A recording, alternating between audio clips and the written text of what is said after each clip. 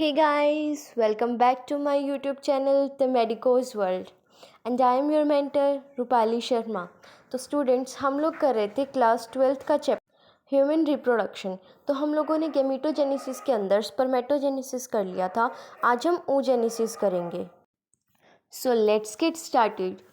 The process of formation of a mature female gamete is called oogenesis। देखो oogenesis क्या होती है, एक ये प्रोसेस होती है क्या बनाने की, मैच्योर फीमेल गैमेट बनाने की, यानी कि ओवर प्रोड्यूस करने की। उसी को हम क्या बोलेंगे, oogenesis बोलेंगे। Which is markedly different from spermatogenesis, जो क्या है, डिफरेंट है स्पर्मेटोजेनेसिस से। oogenesis is initiated during the embryonic development stage when a couple of million gamete mother cell oogonia are formed within each fetal ovary. No more oogonia are formed and added after birth। देखो यहाँ पे पहला difference तो यही आ गया कि जो oogenesis है वो कब स्टार्ट होती है, वो स्टार्ट होती है एम्ब्रियोनिक स्टेज पर ही शुरू हो जाती है। लेकिन स्पर्मेटोजेनेसिस कहाँ स्टार्ट हो रही थी, वो स्टार्ट हो रही थी प्यूबर्टी के अंदर। अब oogenesis के अंदर देखो यहाँ पे क्या होता है, जब एम्ब्रियो की स्टेज में होता है बच्चा, उसी टाइम पे बहुत सारे मिलियन गैमीट मदर सेल्स, जिनको हम oogonia बोलते हैं, वो फॉर्म हो जाता है, जैसे वहाँ पे स्पर्मेटोगोनिया थे। Within each foetal ovary, जो फीटस है उसकी ओवरी के अंदर, दोनों साइड की ओर ईच ओवरी के अंदर। और कोई भी बाद में oogonia और ना तो बनता है और ना ही ऐड होता है बर्थ के बाद। जितने एम्ब्रियोनिक स्टेज में हैं उतने ही आगे भी रहेंगे। दिस सेल स्टार्ट डिवीजन, अब इनमें क्या हो गई, डिवीजन शुरू हो गई और एंटर कर जाते हैं ये कहाँ पे, प्रोफेज 1 ऑफ मियोटिक डिवीजन। जो मियोटिक डिवीजन होती है ना सेल साइकिल के अंदर, वो कुछ फेजेस के अंदर होती है। तो उसका जो पहला फेज़ होता है प्रोफेज, तो प्रोफेज के भी कौन से फर्स्ट स्टेज में वो एंटर कर जाती है। जो प्रोफेज है वो हम लोग सेल साइकिल वाले चैप्टर में देखेंगे। And get temporary arrested at that stage called primary oocyte। अब ये डिवाइड तो कर गई और क्या बना दिया इसने, प्राइमरी oocyte बना दिया। लेकिन ये प्रोफेज कंप्लीट नहीं हुई है अभी तक। यहाँ पे ये क्या हो गई, अरेस्ट हो गई कि आगे अभी और सेल डिवीजन नहीं कर सकते तुम लोग। अरेस्ट कर लिया हमने इनको कि ठीक है बस बहुत हो गया, अभी तो तुम छोटे से हो, एम्ब्रियो स्टेज पर ही तो हो फीटस की ओवरी के अंदर, और फिर भी तुम इतने सारे वो बनाए जा रहे हो प्राइमरी oocyte, बस अब बहुत हो गया, अब और नहीं बनाने। Each primary oocyte then gets surrounded by a layer of granulosa cell called primary follicle। अब जो हमारा प्राइमरी oocyte है उसके अराउंड क्या आ जाती है, एक लेयर आ जाती है ग्रेनुलोसा सेल की, और उस स्ट्रक्चर को हम क्या बोलेंगे, प्राइमरी फॉलिकल, जो पहला फॉलिकल बनेगा हमारा। A large number of these follicle degenerate during the phase from birth to puberty। अब बहुत सारे जो प्राइमरी फॉलिकल है ना वो डीजनरेट हो जाते हैं, वो ख़राब हो जाएंगे, नष्ट हो जाएंगे, कब, बर्थ से लेके प्यूबर्टी तक जो हमारा टाइम होगा उसके अंदर। देयर फॉर एट प्यूबर्टी, इसीलिए प्यूबर्टी के टाइम पे सिर्फ 60,000 से 80,000 प्राइमरी फॉलिकल रह जाएंगे हर एक ओवरी के अंदर। बने तो कितने थे, मिलियंस।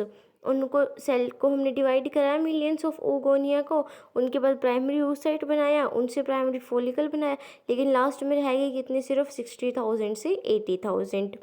अब जो ये अरेस्ट हुआ है ना, इसी को बोलते हैं एट्रेशिया, ओवेरियन एट्रेशिया।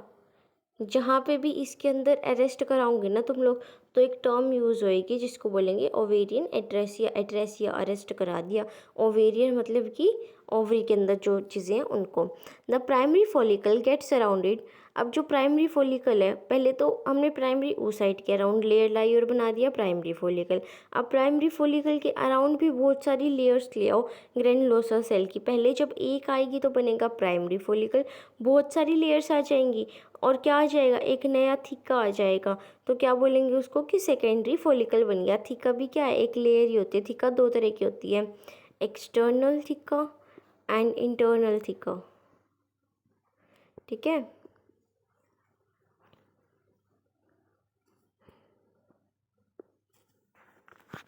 और उसको हम क्या बोल देंगे, सेकेंडरी फॉलिकल्स। अब जो सेकेंडरी फॉलिकल है वो आगे जाके क्या बनाएगा, tertiary follicle, which is characterise. Tertiary follicle में क्या मतलब कैरेक्टरिस्टिक है इसका, कि इसके अंदर एक फ्लूइड फिल्ड कैविटी होती है जिसको हम लोग एंट्रम बोलते हैं।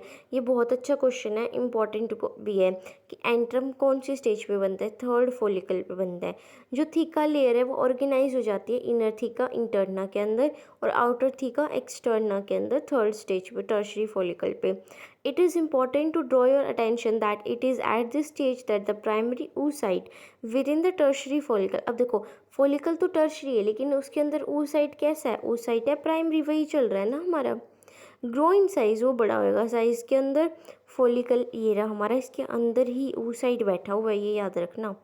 एंड कंप्लीट, अब की क्या, फॉलिकल बड़ा हो जाएगा साइज में और कंप्लीट करेगा फर्स्ट मियोटिक डिवीजन, जो हम लोगों ने पहले यहाँ पे अरेस्ट करा दी थी ना ऊपर प्रोफेज के अंदर, अब वो कंप्लीट हो गई यहाँ पे। It is in unequal division resulting, ये क्या अनइक्वल डिवीजन है जिसका रिजल्ट क्या आता है, फॉर्म हो जाता है हमारे एक large haploid secondary oocyte and a tiny first polar body. Polar body का वैसे तो कोई काम नहीं होता, मतलब एक्स्ट्रा में बनती है। अब क्या बनेगा हमारी कंप्लीट होने के बाद, जो अरेस्ट थी वो कंप्लीट हो गई, प्राइमरी oocyte से बन गया सेकेंडरी oocyte और बन गई एक पोलर बॉडी। फिर नेक्स्ट क्या है, जो सेकेंडरी oocyte है वो remain bulk of the nutrient rich cytoplasm. Secondary oocyte के अंदर क्या बहुत सारा हमारा न्यूट्रिएंट पड़ा हुआ है। किस चीज़, कहाँ से आया वो, प्राइमरी oocyte से आया। पहले प्राइमरी oocyte ले रहा था, अब सेकेंडरी oocyte लेगा। Can you think of any advantage for this, क्या आपको इसका कोई एडवांटेज दिख रहा है? हाँ, ग्रोथ में हेल्प करेगा ये। Does the polar body form out of first meiotic division divide further और डीजनरेट? तो इसने बोला कि क्या आपको क्या लगता है कि जो फर्स्ट पोलर बॉडी है हमारी, जो अभी अभी हमने बनाई है, वो डिवाइड करेगी आगे या फिर डीजनरेट हो जाएगी? वो हो जाएगी degenerate. At present, we are not very certain about this. The tertiary follicle further changes into mature follicle और ग्राफिन follicle में चेंज हो जाएगा। जो सेकेंडरी oocyte है वो फॉर्म करेगा एक नई मेम्ब्रेन। अभी तक तो ग्रैनुलोसा सेल आए थे और क्या आ गया था, एक एंड्रम आ गया था, थीका आ गई थी, लेकिन अब एक और नई लेयर ऐड कर दो, कौन सी, जोना पेलिसिडा सराउंडिंग इट। जो ग्राफिन फॉलिकल है अब क्या हो जाएगा, रप्चर हो जाएगा और उसमें से क्या निकल जाएगा, सेकेंडरी oocyte, जो हमारा ओवम है वो बाहर आ जाएगा ओवरी से। और ओवा को बाहर आने की प्रोसेस को क्या बोलेंगे हम लोग, ovulation. Can you think major difference between spermatogenesis and oogenesis? ये आप लोगों का होमवर्क है, ये आप लोग कमेंट्स में लिखोगे कि स्पर्मेटोजेनेसिस और oogenesis के अंदर क्या क्या डिफरेंसेस हम लोगों ने पढ़े। अब एक डायग्राम के थ्रू देख लेते हैं। पहले एक बार ये देखो, देखो ये हमें ओवरी का स्ट्रक्चर दिखाया हुआ है। बोर्ड्स के, वैसे तो 11th बोर्ड नहीं है, पर मेरा मतलब है अगर तुम्हारे एग्जाम्स में देखें तो ये क्वेश्चन आ सकता है। oogenesis का पक्का आएगा, स्पर्मेटोजेनेसिस से ज़्यादा oogenesis के चांसेस है, क्योंकि ये थोड़ा कॉम्प्लिकेटेड सा होता है। लेकिन हम लोगों ने तो स्टोरी बना के पढ़ा तो हम लोगों को तो बहुत अच्छे से याद हो गया है ना। और इसका डायग्राम भी बना के आना फिर तुम लोग, ये वाला भी, टेबल भी और डायग्राम भी, और जैसे मैंने बताया ना ऐसे लिख के आना। तो देखो सबसे पहले क्या है, हमारा प्राइमरी फॉलिकल है, फिर हमारा क्या बन जाएगा, सेकेंडरी फॉलिकल। ये देखो तुम लोगों को ये लेयर्स दिख रही हैं इसके अराउंड, ये क्या, ये ग्रेनुलोसा सेल की लेयर है। फिर हमारा क्या बन गया, सेकेंडरी फॉलिकल बन गया, फिर वो ग्रो करने लग गया साइज में और बन गया टर्शरी फॉलिकल, जिसके अंदर क्या दिखाया हुआ है, यहाँ पे एंट्रम दिखाया हुआ है। देखो ये फ्लूइड फिल्ड कैविटी दिख रही है ना, ये हमारा क्या है, एंट्रम। उसके बाद जब ये मैच्योर करेगा तो क्या बनेगा, ग्राफिन फॉलिकल, जिसको मैच्योर फॉलिकल बोलते हैं। यहाँ पे एंट्रम का साइज और बड़ा हो जाएगा हमारे, और फिर देखो फिर क्या हो गया, ये रप्चर कर गया, ओवम हमारा बाहर आ गया ओव्यूलेशन के प्रोसेस से। और जो लास्ट में बचा स्ट्रक्चर हमारा ओव्यूलेशन के बाद, उसको क्या बोलेंगे, कॉर्पस लुटियम, की लुट गया भाई हमारा जो क्या था, फॉलिकल था वो तो लुट गया, उसमें से ओवम तो निकल गया बाहर, खाली ये बच गया हमारा न्यूक्लियस। ठीक है, और फिर आगे जाके अगर फर्टिलाइजेशन हुई तो जो ये कॉर्पस ल्यूटियम है ये मेंटेन रहेगा और प्लेसेंटा का काम करेगा जब तक हमारी असली प्लेसेंटा नहीं बन जाती। लेकिन अगर फर्टिलाइजेशन नहीं हुई तो ये आगे जाके क्या हो जा रहा है, डीजनरेट हो जा रहा है। ठीक है, अब नीचे भी देख लेते हैं एक बार। देखो सबसे पहले क्या था, हमारा ओगोनिया था, उसमें क्या हुई, माइटोसिस हुई और उसने बना लिया प्राइमरी oocyte फीटल लाइफ में। फिर क्या हुआ, ये प्राइमरी oocyte क्या कर रहा, फर्स्ट मियोटिक डिवीजन कर रहा था, लेकिन क्या हो गया, ये अरेस्ट हो गया, ओवेरियन एट्रेशिया हो गया और बर्थ भी हो गया बच्चे का, चाइल्डहुड भी, कोई डिफरेंस नहीं आया। लेकिन प्यूबर्टी के टाइम पे क्या हुआ, ये कंप्लीट हो गई जो हमारी फर्स्ट मियोटिक डिवीज़न थी, और क्या बन गया, सेकेंडरी oocyte बना और एक पोलर बॉडी बनी। जब रिप्रोडक्टिव लाइफ आई पर्सन की, एडल्ट रिप्रोडक्टिव लाइफ, तो क्या हुआ, ये सेकेंडरी oocyte में से क्या निकल गया, यानी कि एडल्ट की रिप्रोडक्टिव लाइफ मतलब जब फर्टिलाइजेशन होने लगी, जब स्पर्म आएगा ना, तभी ये सेकेंडरी oocyte के अंदर से ओवम निकलता है और सेकेंड पोलर बॉडी बनती है फर्टिलाइजेशन के टाइम पे। जस्ट मतलब कि स्पर्म दिखा उसे और उसी टाइम वो डिवाइड कर जाता है ओवम में और सेकेंड पोलर बॉडी में। ठीक है, इतना आया अच्छे से समझ। एक बार एनिमेशन वीडियो देख लेते हैं। ये देखो यहाँ पे दिख रही है, ये क्या थी हमारी फेलोपियन ट्यूब, ये वाली रेड वाली, ये क्या थी हमारी फेलोपियन ट्यूब थी। ये क्या थी आगे, ये फेम्ब्री, और ये क्या दिखाई हुई है हमारी नीचे, पूरी ओवरी। ये देखो यहाँ पे दिखाया हुआ है।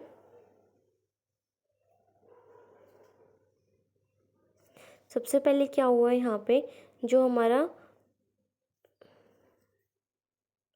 Just 1 minute,